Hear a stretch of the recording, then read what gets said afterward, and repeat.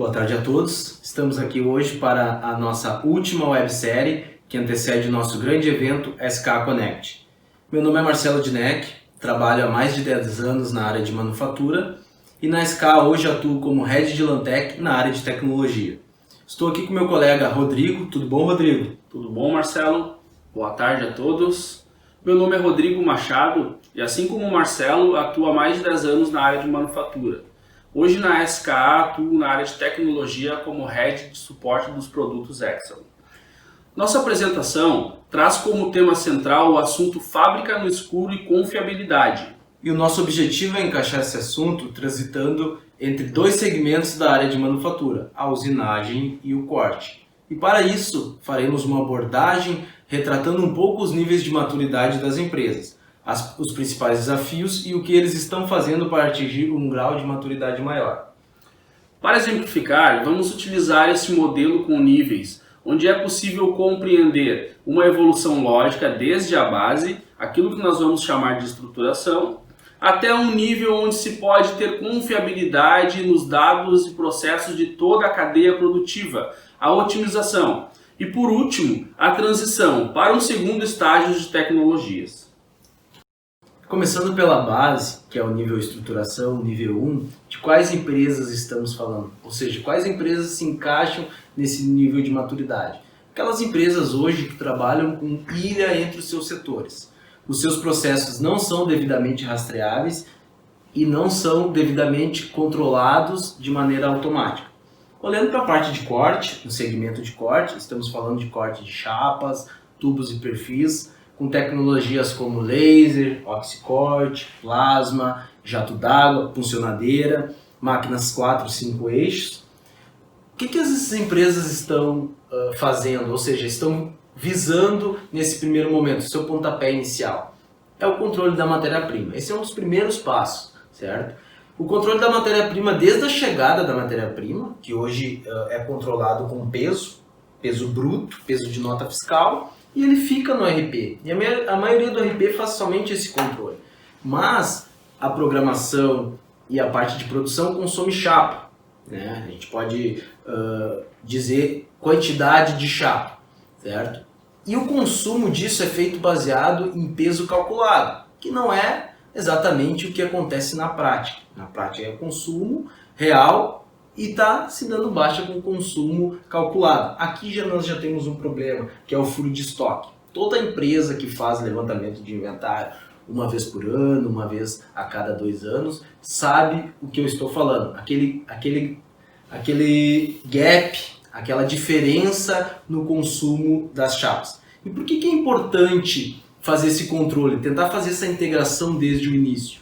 Porque o momento do consumo, tu já resolve um problema, que é o consumo real, certo? Além disso, essa informação é importante para outros setores, principalmente para o setor de engenharia, estrutura do produto, poder olhar para essas informações e saber o que realmente está sendo consumido, assim como poder avaliar o que está acontecendo na programação, a questão de aproveitamento, refugo, a quantidade de retalhos. Hoje muitas empresas têm dificuldade para enxergar isso dentro do seu setor, certo? Então esse é o primeiro passo, controle da matéria-prima.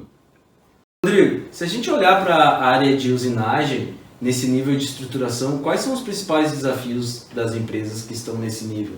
Primeiro, Marcelo, eu queria pontuar que gostei muito do que tu falou dessa gestão de matéria-prima e estoque, né? Esse controle ele é importante porque isso permeia entre as áreas de manufatura e corte, né? E agora um dos assuntos também, um dos desafios que nós temos dentro da manufatura é o tempo, né? A gente precisa às vezes de um tempo maior para poder ficar realizando processos mais burocráticos e menos produtivos, né? Como por exemplo a gente realizar a validação de uma peça, de usinagem de uma peça na máquina, né? Como é que a gente faz isso hoje?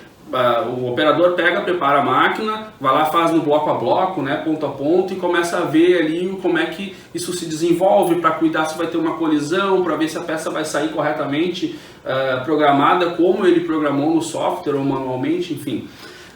Se a gente puder tirar esse tempo, né, de máquina parada, da fábrica e permitir que ela fique agora efetivamente produzindo nesse período aí. De que forma a gente faz isso? Existe um processo chamado simulação, que nós vamos chamar aqui de validação virtual, que é nada mais nada menos do que a gente aproveitar a estrutura do software, né, e trazer isso para dentro de um ambiente em que a gente consegue analisar e verificar quais são as aproximações, o que a ferramenta está realizando de caminho, de percurso, de usinagem ali, para desbastar a peça, para poder realizar a usinagem e transformar aquele produto bruto em um produto final, né? E se a gente puder fazer isso dentro do software e com isso trazer a confiança de que esse processo que está sendo realizado dentro do software, ele vai ser o processo final lá na máquina. Isso nos ajuda, faz com que a gente ganhe tempo e isso traz o apontamento para esse nosso assunto que a gente está discutindo hoje aqui, que é fábrica no escuro, né? E confiabilidade. Exato. Tu imagina, olhando para essa linha de simulação também, para as empresas de corte. Hoje essas tecnologias estão cada vez mais avançadas. Um exemplo é a laser de fibra ótica. Hoje ela tem uma velocidade incrível, muito rápida. Quanto menor a espessura, mais rápido ela corta. Tu imagina uma peça virada ou um furo cortado e a máquina acaba colidindo. O operador não tem tempo nem de parar a máquina, dar um stop. Então é muito importante que se tenha um controle na programação. E o software, todos os softwares têm recursos para isso. Ou desviar de uma peça já cortada, ou mudar a entrada de corte para evitar isso, ou até mesmo subir o cabeçote a uma altura de segurança para garantir que isso não vai acontecer na máquina. Então também é importante. Importante a tua percepção, Marcelo, porque além de nós prevermos falhas, né, como por exemplo uma colisão, né, esse exemplo que passou no vídeo de uma máquina 5 eixos se movimentando simultaneamente, né, isso é muito complexo de se controlar lá no momento, mesmo com um potenciômetro na máquina. Já dentro do software tu consegue prever isso e evitar que algum problema saia desse controle, né? Assim como também analisarmos que, por exemplo, a velocidade da máquina é muito alta e você não vai conseguir controlar também com toda a segurança lá na máquina, você consegue prever isso, fazer uma aproximação melhor dentro da área de simulação e análise do software, né? Exatamente. Então esses dois pontos são os principais pontos que as empresas estão visando nesse primeiro nível. Passando para o segundo nível, o nível que nós podemos chamar de monitoramento, é um nível que é muito importante e desafiador para as empresas. Principalmente quando a empresa começa a fazer coleta e consulta automatizada na fábrica. E aqui a gente não está falando da fábrica inteira, a gente está falando de um único equipamento, uma célula, um único setor, certo? E é nesse momento que começa a aparecer os gaps. E aquilo que era apenas achismo, né, ou alguém falava por experiência, começa a fazer sentido. E é aqui que tira muita gente da zona de conforto. Esse momento é muito importante, porque os diagnósticos precisam ser feitos e os planejamentos estratégicos que permitem avançar para a próxima etapa precisam estar bem alinhados. E aqui a gente não está falando somente de cultura, a gente não está falando somente de maturidade no processo, mas a gente está falando na maturidade das pessoas, da cultura organizacional das pessoas, que acabam muitas vezes barrando esse progresso. Perfeito, Marcelo. Na linha de raciocínio que tu nos trouxe agora, algo bem importante é essa questão cultural dentro das empresas, né? E como é fácil a gente, por exemplo, transitar uma informação com a impressão de um papel, né? Já faz algum tempo já que dentro da SKA e o mercado ele vem agindo dessa forma que nós falamos em manufatura sem papel, em digitalização, em indústria 4.0 e isso muitas vezes parece que a gente está falando mais do mesmo, né?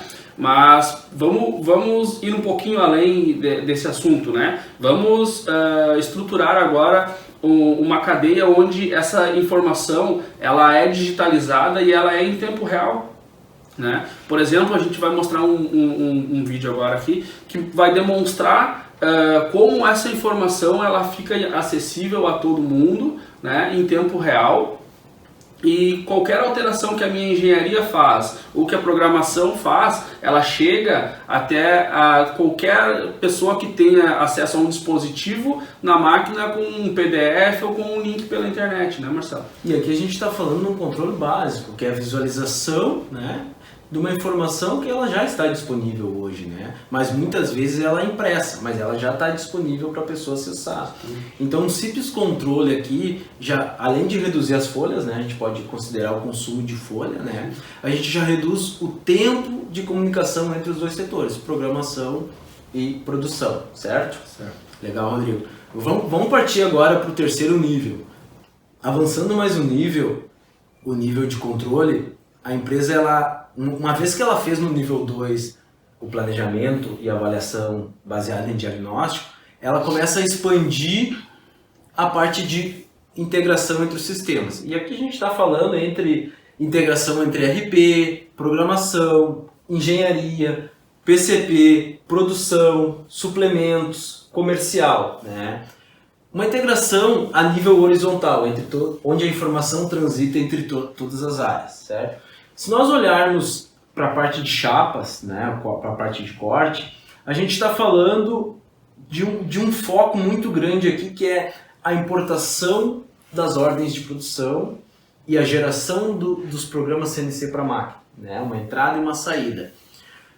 Quem é que nunca viu essa imagem dessa pilha de folhas, tanto na parte de... A gente pode exemplificar na parte de programação e na parte de comercial também, onde recebe as demandas e tem que fazer a importação de todas as ordens de produção.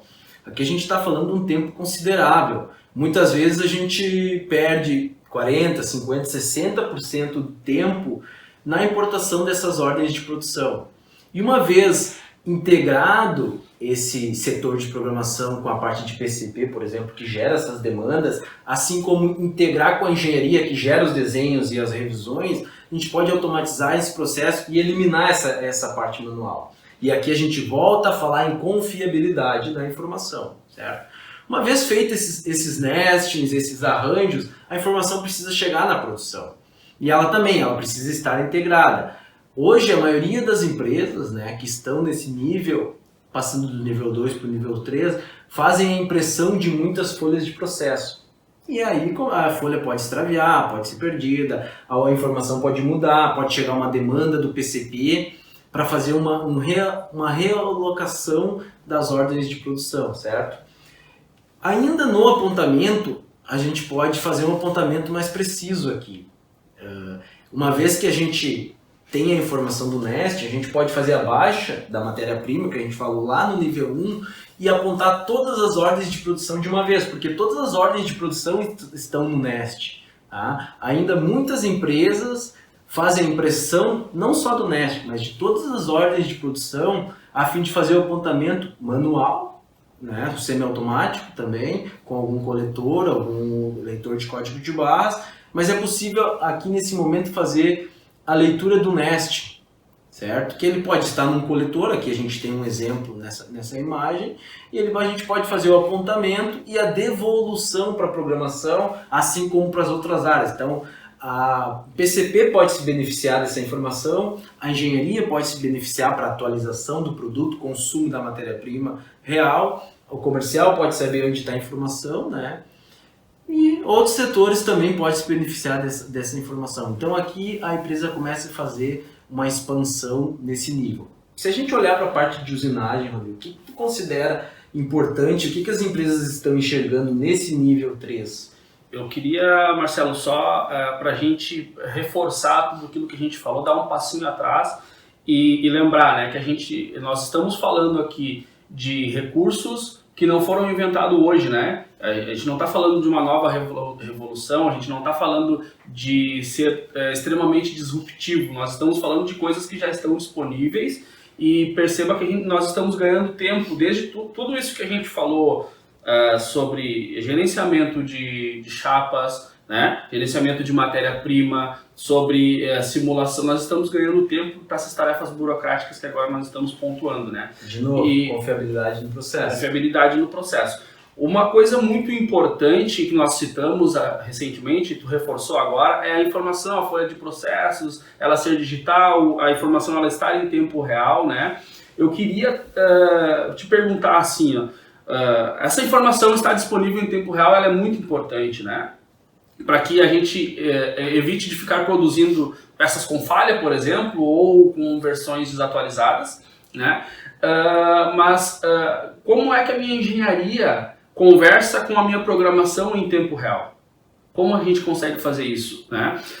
Nós temos alguns dispositivos aqui e eu quero mostrar um vídeo com um exemplo aqui, que é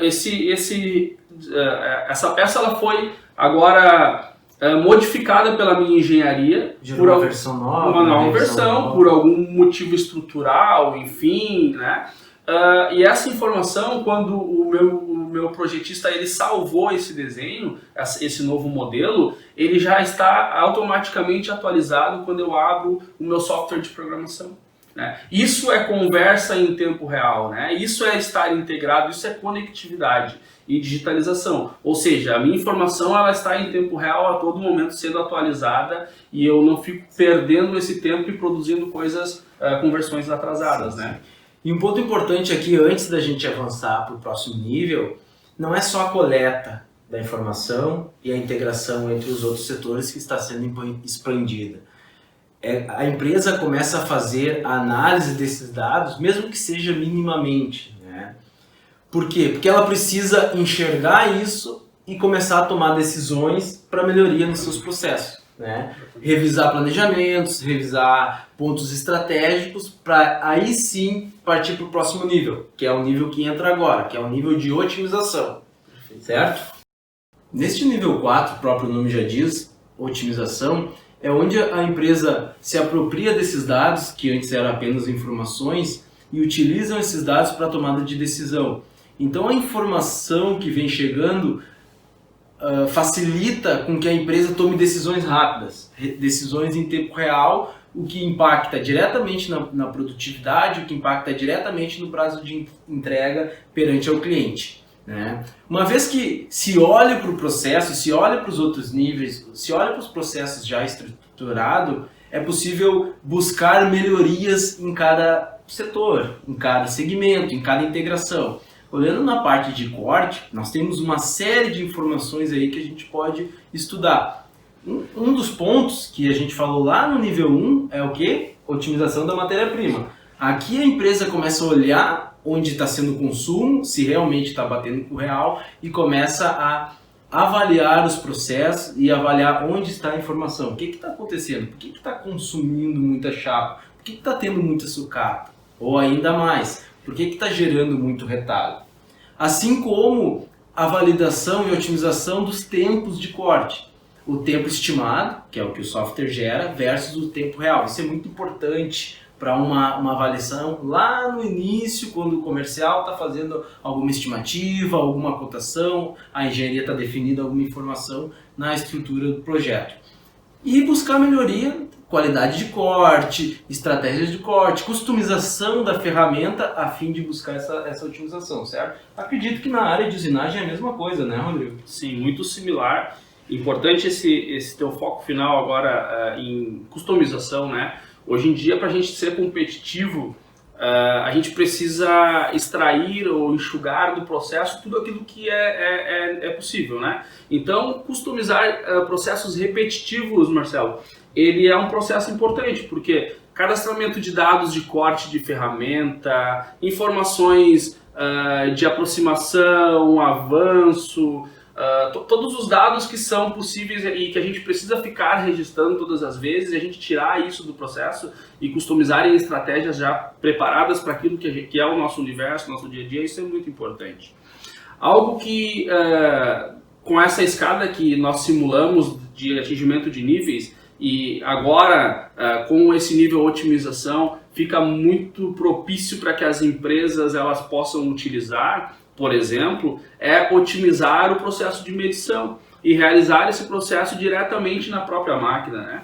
Mas não é qualquer empresa que consegue fazer isso, né? As empresas precisam ter um equipamento que seja adequado para esse tipo de processo, né? Mas então por isso que uma empresa que já tem essa maturidade do quarto nível aí da otimização, ela contém os requisitos necessários muitas vezes para poder avançar esse passo importante e arriscar em tecnologias como essa, né? Talvez nem todo o setor ele avalie isso com bons olhos, mas existem diversos tipos de processo em que essa tecnologia ela pode ser implementada, né?